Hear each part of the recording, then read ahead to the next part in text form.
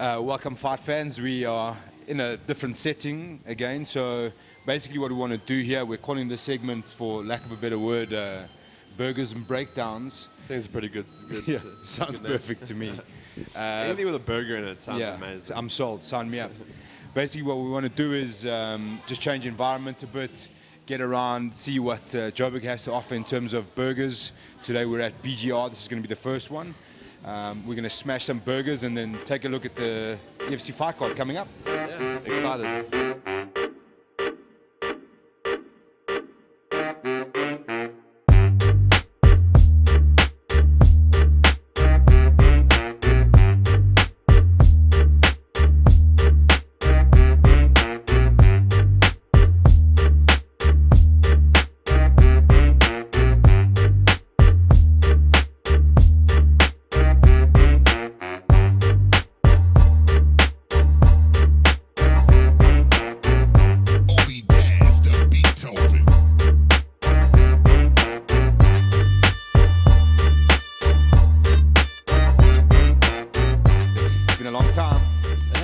It feels like that first card of the year always feels so far away, and yeah, I'm excited for it to be. I wish the first card was in February.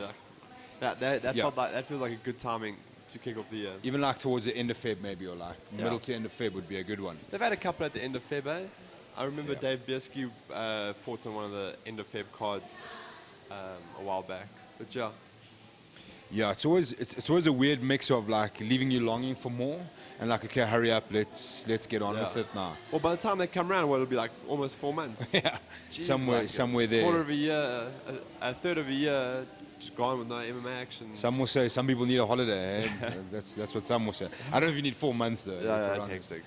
So, just obviously what we want to do is take a look at EFC84, the card as a whole. Main event, what's happening in the main card, what fights we're excited about, how we see certain fights playing out.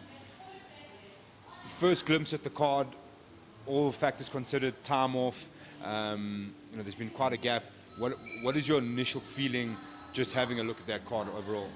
I think it's a strong card to start with. I mean, I think at a very high level, we don't have many superstars at the moment locally. But Temba has definitely taken one of those spots in recent months. But I would have loved to have seen like another big fight on that card. There's still one more spot open on that main card, and there are some rumblings of what it is, I'm sure. Well, I think we can actually talk about it because by the time this comes out, it should be official, and that's going to be Aniset Kanyeba versus Pierre Botha at lightweight. Which is interesting. We thought both those guys were maybe heading in a different direction. Yeah. But it seems that's going to be the play. What is that? There were a lot of questions about that fight. What does it mean for them? Where do they go from there? Where does a win put you? It seems like a peculiar matchup in the sense that Pierre was trying to establish himself as the featherweight contender. Yeah. And Aniset's trying to establish himself as a lightweight and welterweight contender. Yeah. Let's meet in the middle. Yeah. So I'm not sure exactly what that means. Is it being fought at lightweight or featherweight? Lightweight. Okay. So yeah, that's exactly the question. So the way I see it is that, unfortunately for Pierre Botha versus Ege Kebesa, no one really wants to see it, unfortunately. Yeah. Has he earned the spot? I don't know. I would have preferred to see Pierre Botha and Tumisang Madiba run it back. Obviously, we know the fight ended a bit of controversy, so let's cut the air. Yeah. But it's a matter of now who we can and what we can bring, and who we can keep active so that they don't suffer for it. Yeah. That being Eleni Lunga versus Joe Cummins. We're trying to figure out what's happening there. The EFC are saying that it probably should happen this year, so they don't want to like do something with the lane, and then I don't know, man, a bit of a weird scenario. Same thing happening with Ege Kebesa. I saw Joe was making it very clear that it was more a negotiation issue than an actual him wanting for the fight. Yeah. And we all, I mean, we don't want to flog a dead horse here, but we all know the situation and like the limited funds available. Yeah. If that is the case, then surely maybe we should be having interim title fights until the time is right for him to come back to South Africa. Yeah. The problem, what Graham was saying is that they find it a bit harsh to issue a interim title fight when he's not injured or he can't. The problem is on the EFC side that they can't agree to pay him X amount to bring him out here. Yeah. You know what I mean? He's the champion. He's this. He's that. So I get what they're saying, but at least have a definitive number one contender status without the title. You know what I mean? 100%. Laney Lunga and Anisit Kanyeba, in my opinion, should have been fighting for that status. You win here, we 100% guarantee you get that title shot. Yeah. That would have been a better way. And that's where I thought they were going. I thought that was the direction of this card. Look, again, like we always say, is that this is should have, would have, could have. We don't know what's going on. Like I discussed with Graham, is that you know there's fighters that are saying yes, no behind the scenes. There's purse issues. There's other issues involved. I'm sure. So maybe they tried to put that fight on. Maybe they didn't. Yeah. But that would have been golden for us. It'll be interesting to see what Joe does in this period of inactivity. Like, does he move to another organization temporarily? He's got a fight coming up in a strange organization in the UK. Local. Okay. He already had an opponent change. It looked like, I don't know, man. It seems like organizations like that, surely they can't match the type of money that EFC would normally match anyway. No. But I think it becomes a thing of activity. Yeah. And convenience. Not having to fight for less, traveling somewhere that's high altitude, across a different continent, maybe a couple of time zones. Yeah. So I think it's just like, it's a good means for the guys to stay active. The risk with Joe Cummins is, I think if the EFC don't bring him out soon, we're going to lose him to Bellator. That's the reality. And if that is, let it be, let's bring our title and let's let guys that are here fight for it. And I think that's the main case. And I mean, we want to see Temba Garimbos active and defending their titles. We want to see these guys, Igor Cabeza, coming back into the ranks. You know, like the EFC needs its stars. And I thought, like you said, I think EFC84 was just lacking that another big fight, another big name in there. You know what I mean? Not disrespecting anybody else on that card. I'm just saying, like, we're just missing that like extra bit of flair. You know what I mean? I would have liked to have seen even Igor. Okay, having two champions or two title fights on the EFC fight cards going forward is going to be difficult, and they've come out and said that. So you're going to have one title fight, but why not have a title fight in the next two contenders as a co-main event? You know what I'm saying? No, I agree. Like stuff like that. I think would be quite cool to mix it up. Completely Create a agree. bit of excitement. You know, I thought that we were going to see maybe something happen at middleweight as well. You know, I know Brendan Lazar was chomping at the bit to get back in there, and I thought that there would definitely be a matchup with Neil Duplessis, but then Neil Duplessis got a different call up now for this card. So I just thought that we'd get one of our big names back on there with Temba on the card. Skeptical hippo eyes waiting for that Lazar Soldier Boy rematch. I reckon that's exactly what happened there. That's the way. You know. That's for another time, but I would suspect 100%. something like that. Well, Gareth was posting videos of him and Chad training in the park in Canada, so there definitely seems to be an interest in getting back in there potentially, even though the indication of the last fight was that he was one and done. Anyways, EFC84, that's what we really want to have a look at. Decked out card, what have we got? Seven prelim fights, our favorite, which means we're going to be there late. And then there are staple 5 main card fights. Anything that stands out for you in particular in the prelims? I've got a few that I'm excited for. You know, like obviously the return of Cameron Simon. He's a rising talent, and it'll be good to see what he can do on his second outing. With that said, we see the return of Cole Henning. He's obviously going up against a heavy hitter in Roger Kenner. So it's not an easy cool, comeback fight. Nice 4-year suspension. Here's Roderick Kenner. No, 100%. And yourself? Look, man, I mean, obviously, we all want to see Cameron Simon. What happens? A bit of negativity came saying, oh, you know, he's only facing someone that's coming off 2 losses. And I'm like, you know, the kid's young. He's also got to face people with similar experience. He also only just turned 18. Yeah, exactly. Like, I mean, he's not the oldest kid. He's not the oldest But person. it's like an experience level thing. You know what I'm saying? We can't have a guy that's, regardless of what their streak is, you've got to put a guy in a similar sort of realm of experience. 100%. You know? And I mean, like, okay, he's supposed to be the next best thing. Well, dude can't fight for a title tomorrow. You know what I'm saying? Like, he's got to build that up. That was his debut. Like, what do you want? What do you want? And as a promotion, you want to invest in that guy. You know what I mean? You want him to get like 5, 6, and 0. You know what I mean? Whatever it means. And then you've got all of a sudden you've got a marketable. I think Aaron Pico is like a clear example of where There was too much put on his shoulders at such a young age. I mean, his very first MMA fight was the main card of Bellator, and we saw how that went. You know, a guy that you would have expected to be 8-0, 10-0 before he goes into the UFC is now sitting 4-3 with 3 like heavy losses on his record. So like you don't want to see other people go down that same road. Sure. You don't want to like jump the gun for the market value as fast as possible. You want to get your worth out of that. Build them up.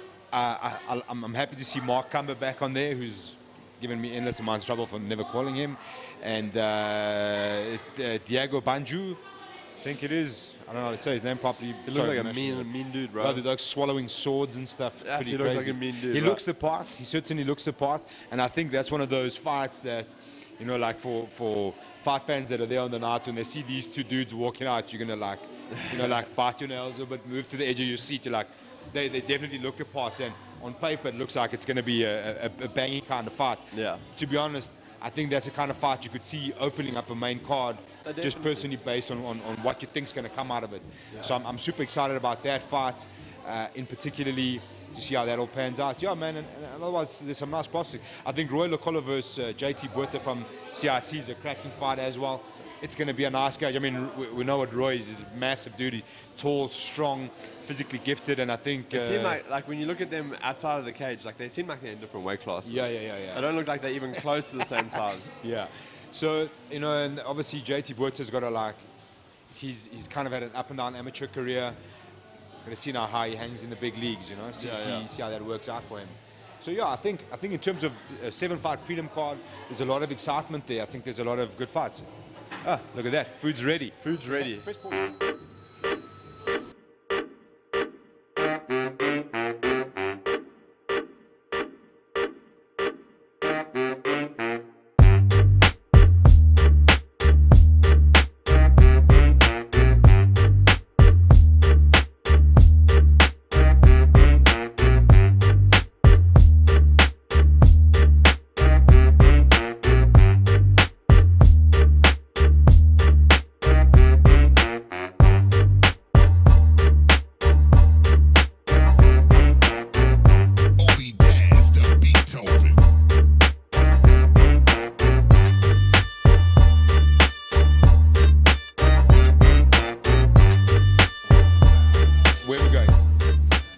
EFC84 main card. Is that what you're after, boy? Yeah. That's what we want to know. Oh. First of all, that burger just beat me. Something chronic. Yes, dude. I'm gonna be moving a lot slower for the next few minutes. I got a meeting now. It's gonna be so slow. Sindile is an interesting one. He's dropping down to bantamweight now, right? Yeah, how that dude is making bantamweight. That looks big, bro. For bantamweight. Yeah, jeez, like it. They used to make them like they used to, eh? I was a big bantamweight, and that guy's significantly bigger than me. Yeah, he's a big fella, bro. So yeah, I mean. All respect to Ruvan de Beer. He's obviously like hot property coming off a big knockout. But Sindile is a whole different kettle of fish, bro. So when like about a year and a half ago, I asked to fight Ruvan, and Graham said like explicitly to me that he's a featherweight, trying to get featherweight fights. He only takes these bantamweight fights if need be, you know. Like there's nothing else really on the card, so they weren't like keen to like match me up at that stage with him. But now it looks like he's spending the rest of his career at bantamweight. I think flyweight's officially done and dusted. I don't think we're going to see any more of those fights. Yeah, they're saying it's not, but I don't see anybody fighting at flyweight anytime soon. Yeah, you got no more champion. The champion's off the Cage Warriors. The second in charge being the former champ, it hasn't been active. His last fight was at bantam, so I don't know. Yeah, super interesting. But I think just from like a physicality point of view, I think Sindile is such a bigger guy, you know? And he's going to come with a grappling heavy kind of approach, put you against the cage, take you down, attack with submissions, and like keep the wrestling going. So how Ruvan de Beer deals with that, we wait to see. I think the odds are definitely in Sindile's favor in that fight. If you're a betting man, if you're a betting man. And then your favorite mate of all time, August Kiambala, versus... We should have had him here at the Burgers and Breakdowns. He can wreck a buffer. And then you've got the return of... Everyone keeps asking the old monkey, apparently. Makishi, who's got some of the slickest hands I've seen for a guy at that stage of his career in quite some time. But as you would know, August is one of those guys as well. He's like very physical. He's like short, strong, powerful, explosive. And you got Makishi, who's like his frame. He's like a bit longer and thinner. He's going to really rely on his hands. It's another super interesting matchup. And August finally at lightweight, because I just don't know whether it's a lightweight fight or featherweight. Yeah, I think it's a lightweight fight. He was trying to. He kept missing weight. Yeah, lightweight. I think. Did he make weight in his last fight? Yeah, he did. Featherweight. I remember because we were watching quite. So yeah, I think it's a good decision for guys like that. Say, look, you're having problems making weight, just stay higher. Yeah. I mean, the guys are not insanely. Look, most of the guys, you can't have August Kiambala versus Eleni Lunga. That's physically just not gonna work out. And the crazy thing is, Elaine spent most of his career at featherweight. How him and his brother make featherweight still amazes me, to be honest. Rocky's even more insane, He's bro. even bigger. But I think Chiluma Makishi it's good to have him back. He's a guy we want to see. He's got the potential to like really elevate himself. String a couple of wins in this year. And it's a lot of added excitement to the lightweight division. And then one that's been C versus Mr. Kicks. He was eating hot boerewors at the EFC84 the other day, which was super interesting. Look, that guy blows up between fights. Like he's a large fella.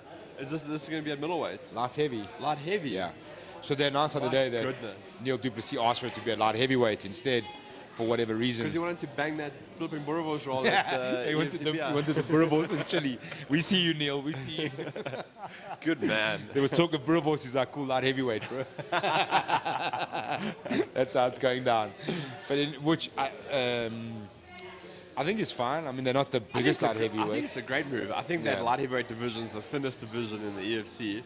You're only like 1 or 2 wins away from a title shot. I mean, to watch him versus Zach Badat could be pretty epic. But yeah, we like, my initial thought was like, okay, maybe they're like playing some games here. They want to get that kind of physical kind of advantage in like a grappling scenario. But I mean, Stephen Pretorius, I think he showed everybody he's no chump on the ground. So you're not going to get grappling advantages out of him, it's going to be 2 middleweights fighting a light heavyweight, no weight cuts. Come in as best you can, and I think it's going to be a cracking fight. You know, I've learned when fighters go up a weight class, they change their eating habits for the new weight class, and they still have to cut weight. It's just the reality of it, right? When you're at bantamweight, you're eating accordingly for bantamweight. You have to do these big weight cuts. Then you move up to featherweight, and you're like, oh, shit, I still have to cut like 7 or 8 kilograms. Meant to be in a new weight class. Yeah, which is interesting. Well, we saw Luke Michael miss welterweight last year. You know what I mean? And he had made lightweight quite comfortably before. It's craziness. So, some validity to your theory there in eating habits and weight classes. The co-main, which is about to be announced as we hear, is obviously, we spoke about Aniset Kanyeba versus Pierre Botha. Again, like there's quite a step-by-step striker versus grappler kind of theme going on here. Yeah. And it's going to be the same thing. I mean, Pierre Botha, we know what he's going to do. He's going to be looking for that double leg. To me, not trying to be like funny about it, Pierre Botha is the classic wrestler with the overhand, you know what I mean? And okay, let's give him the left hook, I think, as well. Yep. So he's not the kind of guy who's going to come in and string insane combinations with the hands and finish with a kick, you know what I mean? He's going to pressure you backwards with heavy shots and try to get that takedown where he's comfortable. Did Aniset fight his brother at one stage? Very possible. Can we check that? It's Hanru. I'm almost 100% sure that happened. So it's Aniset, again, like, how does he deal with the grappling attack? Yeah. And I think Aniset's hands in his career, and where is his career now, are just come in leaps and bounds. His boxing is so slick at the moment. He lost to Hanru. Decision. Hey?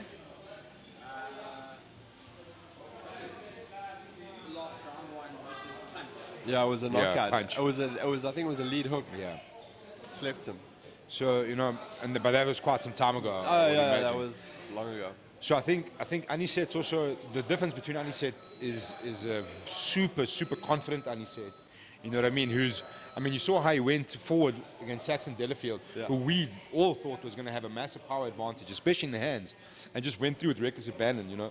Went in through his combos. He puts that 1-2 left hook behind. It's so sweet, and it causes a lot of punishment. He's got a heavy 1-2, and it's nice, clean, straight down the pipe. It causes a lot of problems for most guys.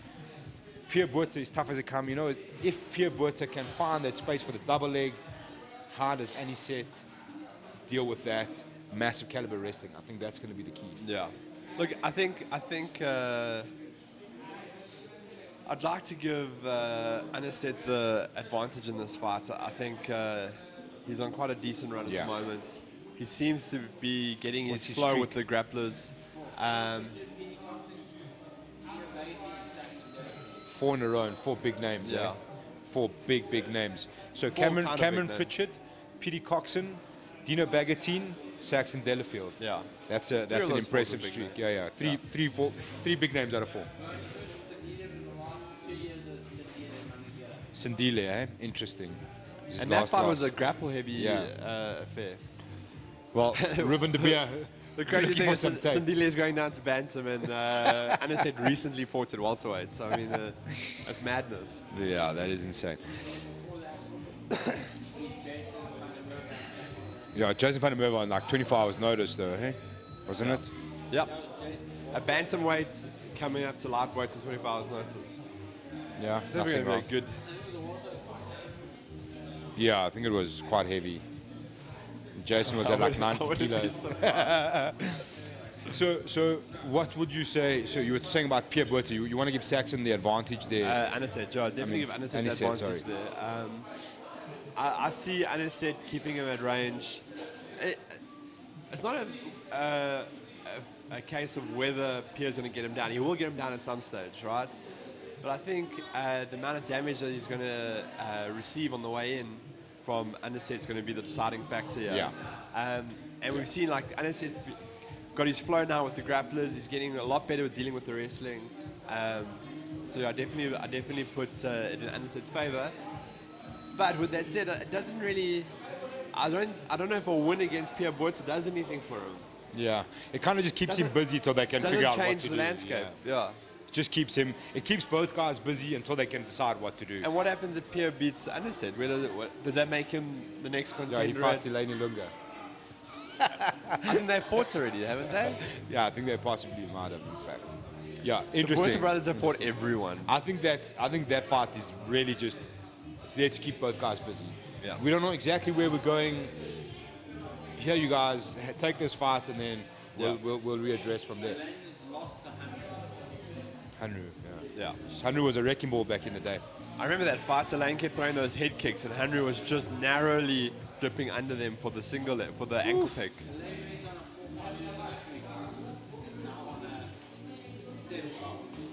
Yeah, dude. It's a shame. We've got to see that dude active.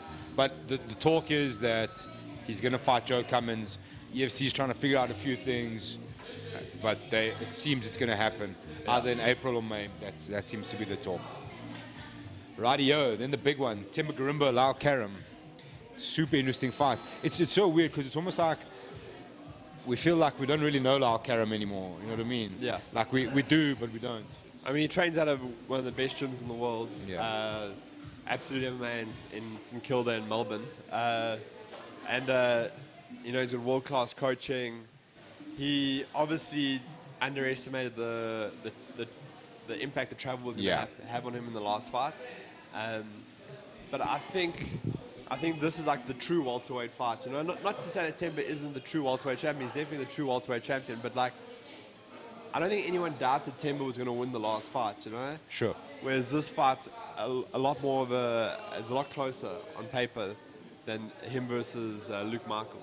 So, yeah, I'm pretty excited for this fight. I think if Lyle can get that wrestling top-heavy game going, I think he's got a good chance of winning. But Timber's like a gamer, man. Like, he always finds a way to win. It's interesting you say that because we know Lyle Karam's career started with Attila, which is always going to bring a very wrestling-based kind of game. He has got a long history in boxing, decent hands, he's quite a powerful guy. But then you convert that to facing a guy like Temba Garimbo, and how does that fare up? And you said, and to me, you said something quite interesting there. You said the wrestling game, the wrestling approach is fine, but he has to keep the top position. Yeah. You understand? If he can keep the top position in the wrestling exchanges and like smother Temba and not allow him to play his game, that's for me where the key is. Yeah. Because I think Temba, with all due respect, is also quite dangerous off his back. I mean, any guy that's long-limbed like that is always going to be dangerous off their back. And we know Temba leaves nothing untouched. Everything in his camp is done like at 100%. Well, I think Temba's strength in his grappling is actually his top game. Yeah. Which is why I think if Lyle keeps the top position and just works at like smothering, smashing style of grappling, I think he's got a chance. But then on the flip side, if he does get reversed and Temba gets that position, it's going to be a long day for Lyle as well. So Sure. It's like if I was Lyle and I was prepping for Temba, I'd back him up to the cage, take him down on the cage, and just hold him there, you know. And like, I know that's so not, easy. I know that's not fan friendly, but I think that's the only way you're going to beat him. I don't think Lyle's going to outstrike Temba. But do you think? I think Temba will pick him apart in the striking, and I think if Lyle lands up on his back, I think he's also in a lot of trouble. Yeah. Do you think a guy? I mean, you talk about that sort of cage wrestling kind of approach. You know, like forcing the double unders and keeping the control against the cage. Do you think a guy in that sort of physical stature, height-wise, I'm talking about Bilal Karim, has that kind of ability to keep, you know how it is with those longer type of guys against the cage. It just seems like you can't go anywhere. You can't move it. It's difficult to get leverage. It's difficult to get leverage. It's difficult to get under their hips, you know? Like, I mean, you saw when Don fought Firas. Like, Don's wrestling is really good. Yeah. But that guy was so tall, 6'7" or 6'5", however tall he was. It's difficult to get under him, right? Sure. To get the takedown. So it's not going to be an easy task for Lyle, but I think that is his only chance. And to try and drag Temba Garimbo 25 minutes in the hopes that he's going to get tired is, dude, that's the biggest roll of the dice you can get in the welterweight division. 100%. Because we know he's not going to get tired easily. The odds are definitely stacked in Temba's favor. You know, Lyle trains and lives at sea level. He has I don't know how many hour flights into Johannesburg. Australia is no joke. Now he's fighting at altitude. You know, like that's definitely going to have an impact on your performance. You know. Whereas Temba's got the advantage that he lives, trains it's in his backyard, you know. So I don't think there's that factor of like factoring into the game plan that you're going to drag this guy into deep waters, make him tired, make him make a mistake. I think you know like you have to have a solid game plan coming in there, and I think that's the key to victory for Lyle, and Temba, his key to victory is making sure Lyle doesn't do that to him. Yeah, you know, sticking. I think Temba, whatever his game plan is, I think him enforcing that game plan that's the key. Yeah. If he can enforce his game plan, whatever game plan it is, I think he'll be happy. Yeah. As long as the game plan isn't lying on your back and trying to submit him off your back. Yeah. That game plan is probably not going to work too well. So it's a massively intriguing matchup. I love it that this fight's a 5-rounder. It's one of those where I hope it goes to 5 rounds, barring that it's not, you know, like a clinch heavy for 24 minutes. You know what I mean? But that being said, we understand the nuances of what they're trying to do and the approach they're trying to get. You know what I mean? I don't think it's going to be a snooze fest. I think it's going to be a very high stakes game. I think we might see a round of feeling each other out kind of thing, and then someone's got to go from there. You know what I mean? I think it's going to be. I'm massively excited about this fight. Yeah. Like you said, the only thing that makes this fight less exciting is a more intense co-main event. Yeah, I would have wanted something big on that co-main event. That's the only gripe I have. Yeah. But otherwise, that's not a bad card though. Yeah, otherwise, it's a smashing card. It's a good card. You know, I think it's going to be exciting. It's going to be in Pretoria. I think everyone's going to have a little bit of cheers. Haven't seen the fights in a little while. That, you know, big fight night. You know, Temba's going to do the job of making sure people are excited, which he's brilliant at the moment. And yeah, man, look forward to it. EFC84, 14th of March. Nice. I do believe so. We'll see you there. So we're in 3 Pretoria. weeks away. 2 weeks 100%. away. We're good to go. Hope you guys enjoyed this. If you've got some recommendations of best burgers in town, hit us up and we'll be visiting them as soon as we can.